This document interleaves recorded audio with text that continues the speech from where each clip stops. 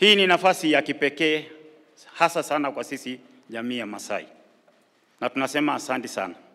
Sisi tumekuja hapa kama jamii ya Masai kudhihirisha ya kwamba sisi wa Masai wengi wetu tulikuwa katika chama cha ODM.